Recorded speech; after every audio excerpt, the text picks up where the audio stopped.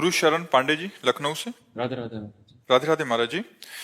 महाराज जी, आपने मुझसे पहले एकांतिक में कहा था कि दीक्षा दो प्रकार की होती है, आंतरिक और बाहरिक।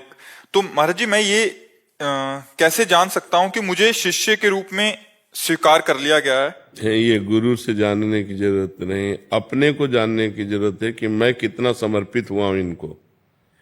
गुरु माने कि आप शिष्य नहीं, शिष्य माने गुरु। द्रोणाचार्य जी ने एकलव्य को हटा दिया था, हम तुम्हें शिष्य नहीं मानते, क्योंकि हम राजकुमारों के राजगुरु हैं। और उसने एक दृष्टि में गुरु बना लिया, दृष्टि मात्र से मेरे गुरुदेव द्रोणाचार्य चला गया और एकांत में मिट्टी की वैसे ही भावनात्मक मूर्ति बनाई और रोज प्रणाम करके प्रत्यंचा चढ़ाता और गुरु द्रोणाचार्य जी का स्मरण करता। इतना बड़ा धनुर्धर बना कि अर्जुन को जो सिखाया था वो भी पीछे थे, वो आगे था।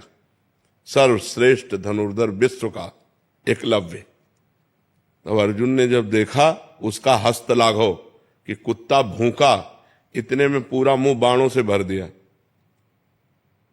कहा हमें आशीर्वाद दिया है हमारे गुरु ने कि तुम विश्व के सर्वश्रेष्ठ धनुर्धर हो, और मैं आज निर्णय करता हूं कि मैं तुम्हारे सामने कुछ नहीं हूं। तुम किसके शिष्य हो? तो उनका गुरु द्रोणाचार्य जी के। बात समझ में आई?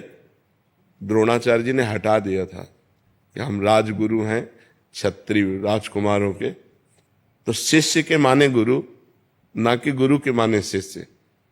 आप कितने % समर्पित हैं ये आपका हृदय जानता है। हम बिल्कुल आपको तिरस्कार करेंगे और आप मानते हैं कि आप मेरे परब्रह्म परमात्मा हैं, आपका कल्याण हो जाएगा। और हम कहते तुम हमारे शिष्य हो और तुम हमारी अवहेलना करो अंदर से, तो आप नरक जाओगे, कोई उससे लाभ नहीं। कंठी बंधवा लो, तिलक लगवा लो और मनमानी आचरण करो तो आपकी दुर्गति हो जाएगी, आपका कल्याण नहीं होगा। हम बिल्कुल तिरस्कार, हम मानते ही नहीं आपको, और आप हमारे परब्रह्म परमात्मा हो, आप परम भगवान को प्राप्त हो जाओगे। समझ पा रहे हैं आप?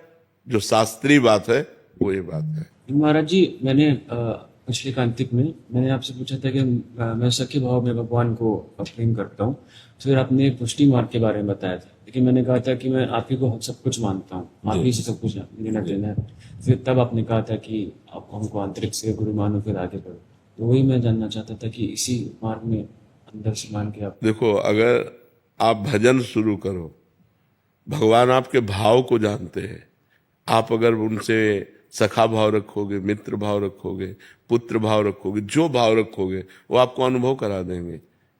नाम जप करो, पहले दाम इकट्ठा करो, फिर जो चाहो खरीद लो।